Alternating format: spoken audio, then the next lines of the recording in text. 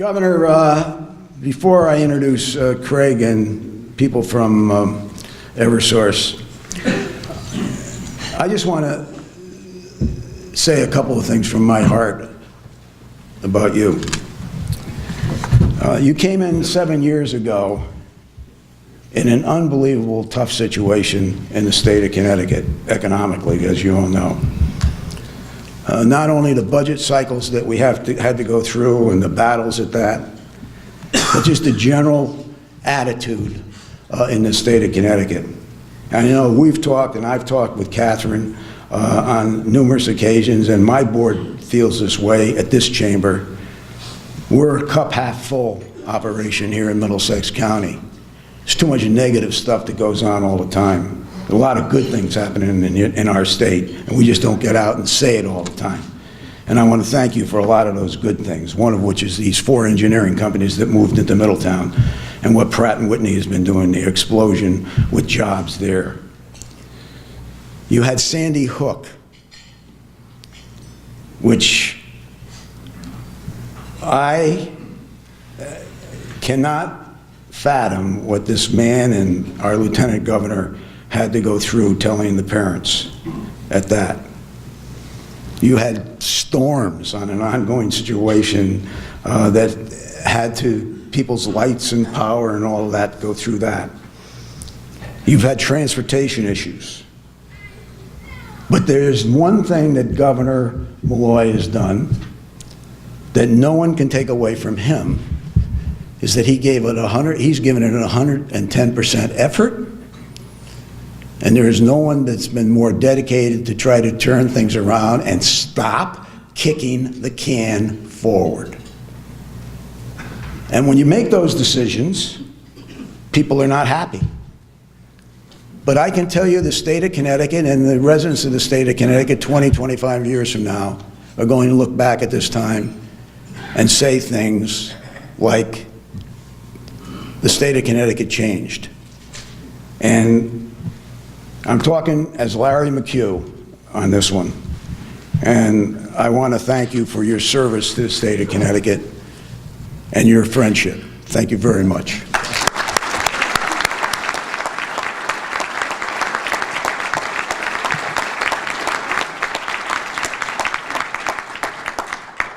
Also, we have Eversource, which is an unbelievably fantastic company here in Middlesex County and indeed in New England. And I would be remiss if I didn't mention a few people that have really worked hard with us. Dan Moore, who serves on our legislative committee, Rod Powell on our executive board, Lindsay Park, who works with our minority programs in the chamber for us, Pat Bandas and Kathy Lizon that go to every division meeting and are out there all the time listening to people. And the most important person, Peg Morton, who is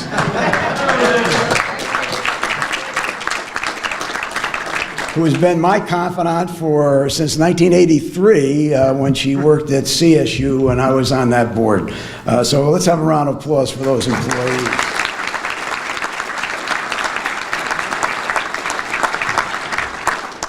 Gives me a great honor now to introduce Greg Hallstrom, Regional Electric Operations President for Connecticut and Massachusetts for Eversource. He's been in the utility industry for over 32 years. He holds a master's degree in business administration from Northeastern and business management from Merrimack College. More importantly, he's another one in the line of Eversource leadership that really believes in giving back to the community. And that is the most important thing. And that's why I am so proud to say that I'm a strong supporter of Eversource and everything that you've been doing. You have a lot of tough things that are dealt to you, but you're always up front and you're always there for our community. Craig, come on up. Thank you.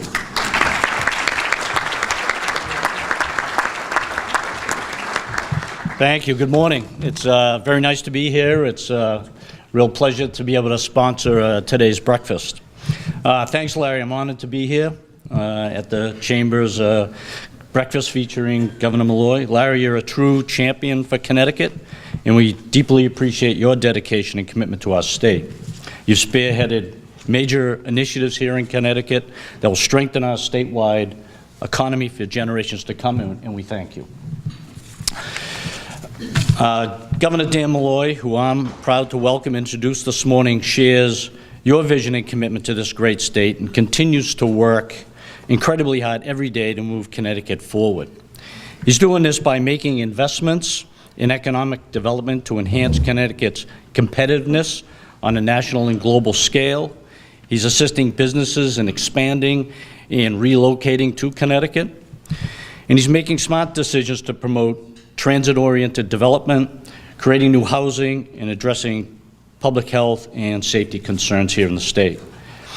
Economic opportunity, jobs, transportation, housing infrastructure, the governor's leadership is paving the way for our state's future growth and prosperity. Governor Malloy also has been at the forefront when it comes to addressing regional energy needs. He, like us at Eversource, recognizes the importance of bringing natural gas, clean hydropower, and renewables into the New England area. He continues to advance policies and programs that puts Connecticut on a path to reduce energy costs, improve system reliability, and minimize environmental impacts for its residences and its businesses. Eversource is also leading the effort to connect customers to energy-saving solutions that protect our planet and help our region stay competitive. And in fact, Eversource is the #1 energy provider again in the nation, and we continue to be a clean energy leader. The projects we have underway at Eversource include Northern Pass offshore wind, and these projects will remove 10 million tons of carbon from the New England footprint to help us achieve our region's clean energy goals. Eversource is the leader in the U.S. in offshore wind, and we continue to collaborate with our partners to provide solutions for our energy needs going forward.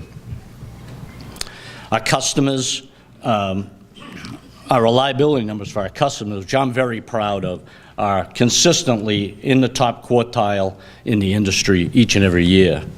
We're proud to be a trusted source for energy expertise, and together we're empowering our region and working for a better tomorrow. All this work is in lockstep what I know the governor would call cleaner, cheaper, and more reliable energy for all. Thank you, Governor Malloy, for your leadership. Thank you, Larry, for having us here this morning. I wish everybody a happy and safe holiday. Please join me in welcoming the Honorable Governor.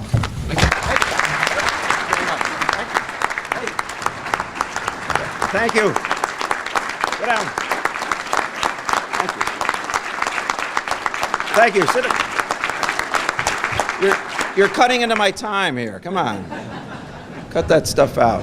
Hey, listen, a couple of things I want to say right off the bat. First of all, Greg, thank you for introducing me with that great Middlesex County, Connecticut accent.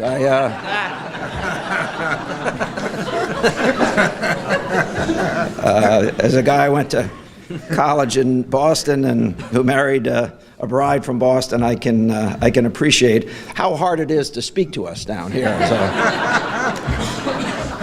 I want to say to the Travelers and Andy and team how proud we are that the players selected that as the best tournament this past year and won other awards as well. What Travelers has done for the state of Connecticut, and particularly for the charitable organizations that benefit receiving 100% of the profits of that tournament is really quite extraordinary. And Travelers has been a great company here in Connecticut for us, and they demonstrate that with this tournament and so many other ways. But congratulations to Travelers.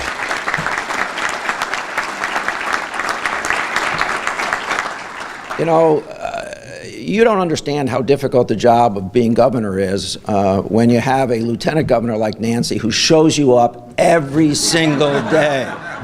You know, I stopped walking in parades with her because she shows off those heels. She's the nicest person in the world, the hardest working, and it really has been a very great pleasure working with Nancy Wyman and getting to know her and her family so extraordinarily well over the last, 8 years if you include the year we were running. So, Nancy, thank you very much for what you do for all of us.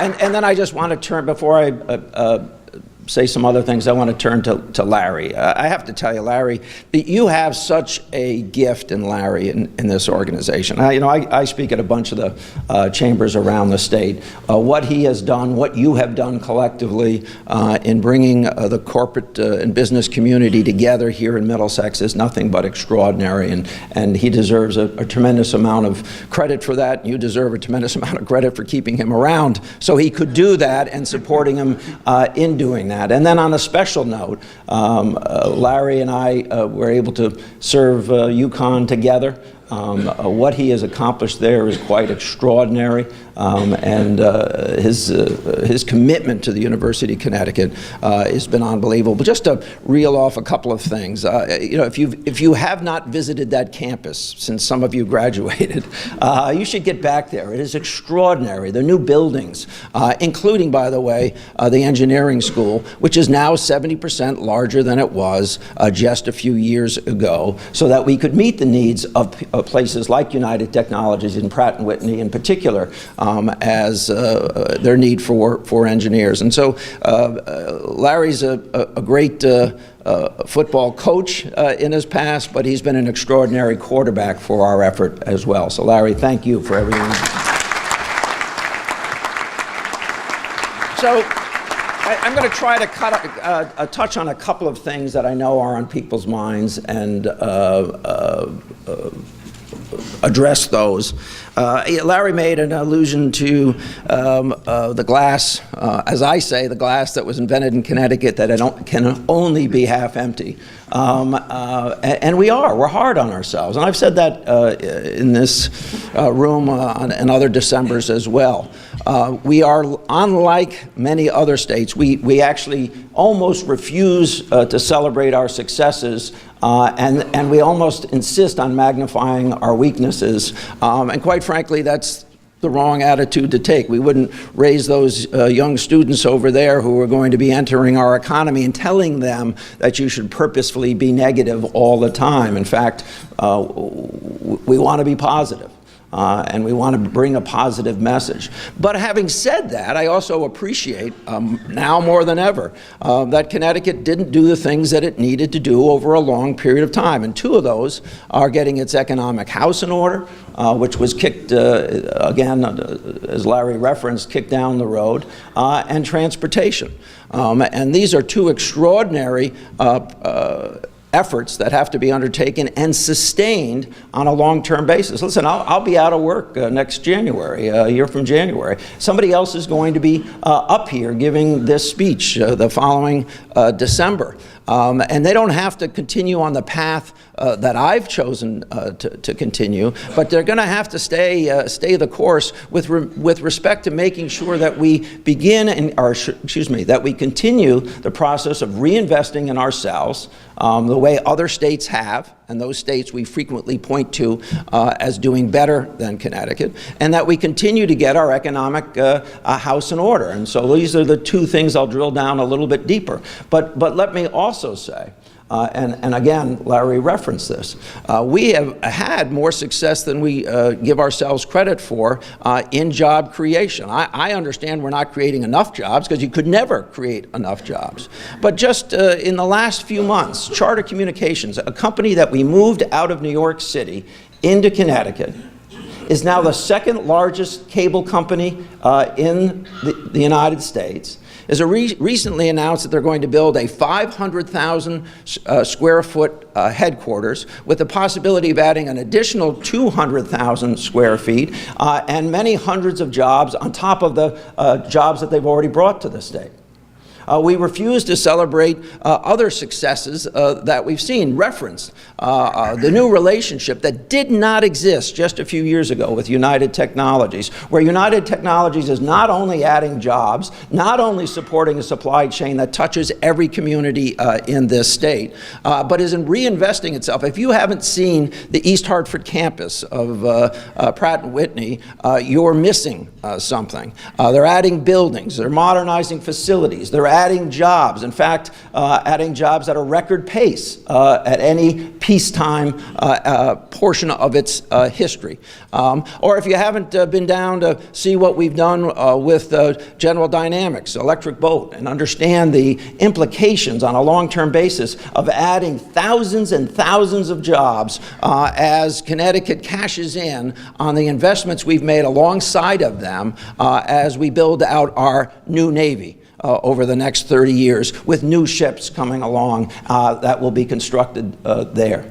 There are those stories everywhere. There are small insurance agencies in this room that have added personnel in the last year. There are banks represented in this room that even in an industry that's generally shrinking jobs because of automation have actually added jobs here in Connecticut. We should be proud of who we are and what we are. Having the most educated workforce in America is a good thing. Being one of the most productive states in the nation is a good thing. If Connecticut was its own nation, we would be the 8th most productive economy in the world. So you have to understand that there are things that we should be celebrating at this Christmas time, and we should also remind our leadership, Democrats and Republicans, that they have a job to do.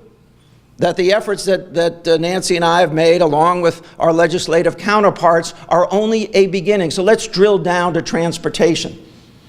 Connecticut loses in competitions with other states because those states invested in transportation and Connecticut refused to do it. Now, I'll give you two dynamic references. People say, well, Boston's doing so well.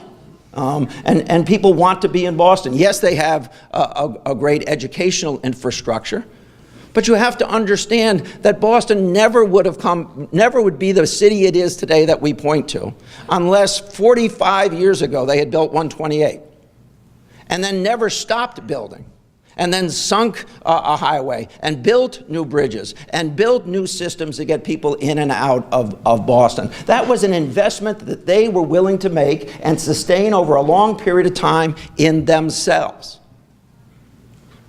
We compete with New York as well, that has made extraordinary investments and has to make extraordinary investments in the future, but they're doing that.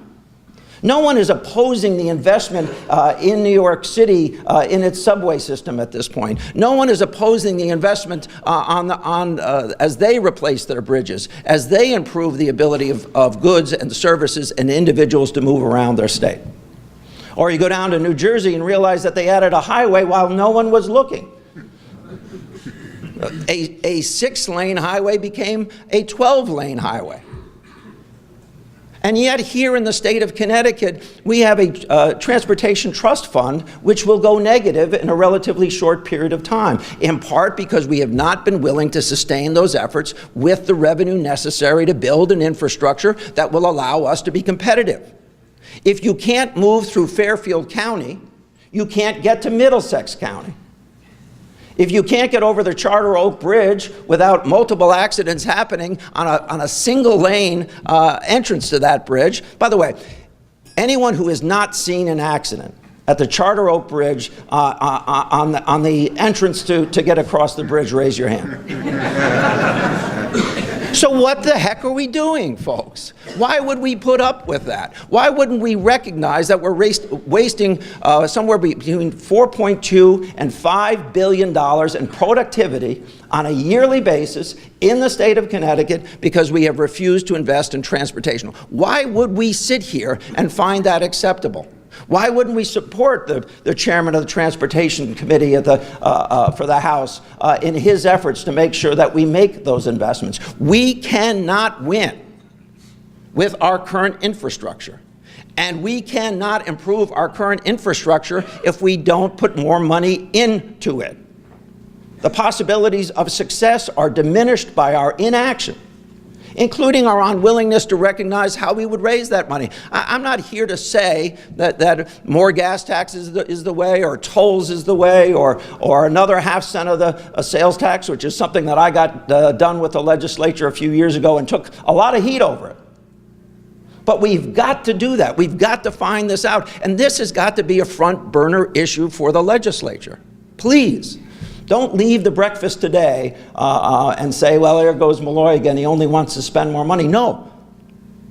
I want to invest money in you and with you so that we can have the levels of success that we point to other states as having without recognizing what they did to get there. So that's point one. Point two is to go back to this thing that I've talked about every single year that I've been here, and I refused to run away from it.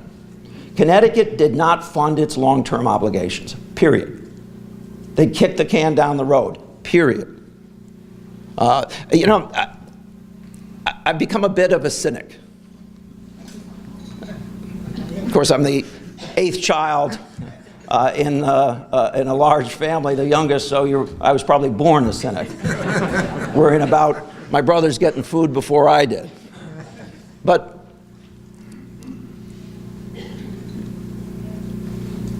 we can win this battle to put our economic house in order.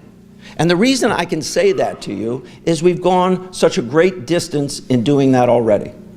We've had pensions in this state since the 1930s, and they have never been properly funded until this administration. As I stand before you, the 88th governor of the state of Connecticut, and I don't know how many since the 1930s we've had, I didn't do the count on the way in, but finally we're doing that. We have reached 3 different agreements with our largest coalition of unions to renegotiate their contracts and to renegotiate how we fund those contracts so that we are saving billions and billions of dollars. Now, it's not enough. We have more work to do. But in those agreements are wage freezes that have taken place year after year after year. People now have to work longer. Their overtime portion of their pensions is capped for the first time in the system's history. We have restructured how we will pay those obligations. One of my predecessors entered into a 20-year transaction with employees and then had a side agreement not to fund it for 20 years, basically. Guess which unlucky governor got to be governor when that 20 years was over? And yes, we've moved in the direction of having those pensions payments largely for Tier 1, largely for individuals who became employed in the state of Connecticut prior to 1984, but we've restructured those in such a way so that they will not ultimately cost us $8 to $12 billion per year, but rather have entered into a payment plan that is actuarially sound, takes a longer period of time to get to full funding, but will ultimately get to full funding. And yes, we have changed that pension system to put employees at risk for rates of return. Their contributions will automatically go up if we don't reach our rates of return as projected in that pension system. But if I was to tell you any of that in an individual room, you would all look at me and say, he must be crazy. But we've done those things. And we should celebrate those things. And your job as citizens is to make sure that your legislature in the future and your governors in the future, working with a comptroller and a treasurer and everybody else, that they actually stay the course. Because here's the sad thing about Connecticut. This is the thing that I can be cynical about. I've come to understand that people don't want to address bad news. And they don't even want to hear bad news. That they would rather, in some cases, be lied to and feel good than have someone speak the truth and have to get to work. We cannot afford to be that state any longer. We've wasted too many decades, too much time. We've allowed people not only to catch up with Connecticut with respect to the quality of its workforce, but in some cases go beyond Connecticut in its ability to attract new employers or to see growth in that state, our state. So we're on a road that will get us where we need to go if we stay on that road.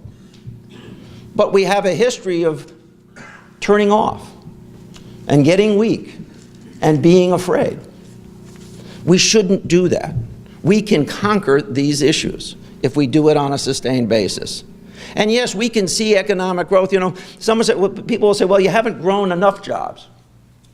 Well, I'm the only governor in the last 20 years that's actually seen job growth in the entirety of a term.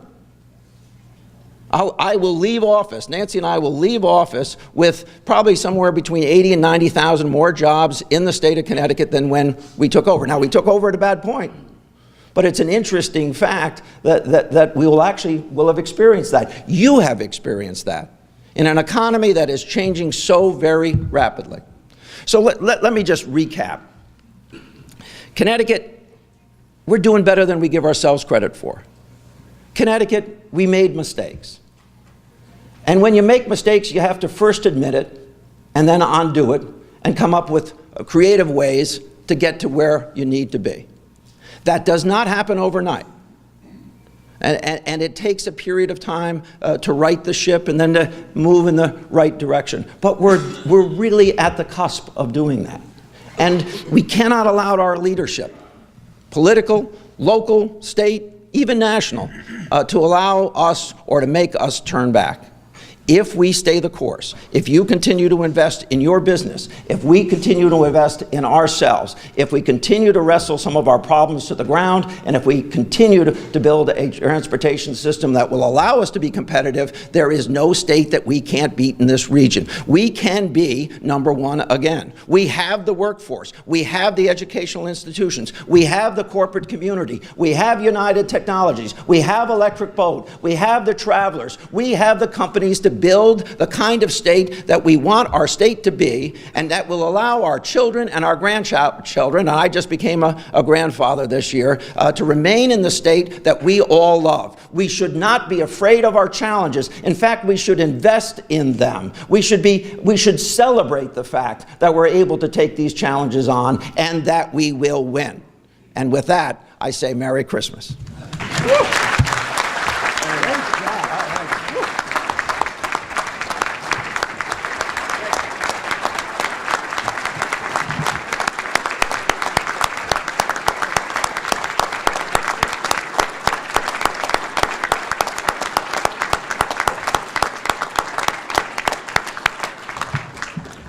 In closing, our next breakfast is with Jim Penders, the head baseball coach at UConn, on January 23rd.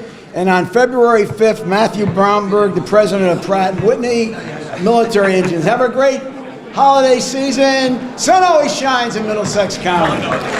That's what Peg Martin says.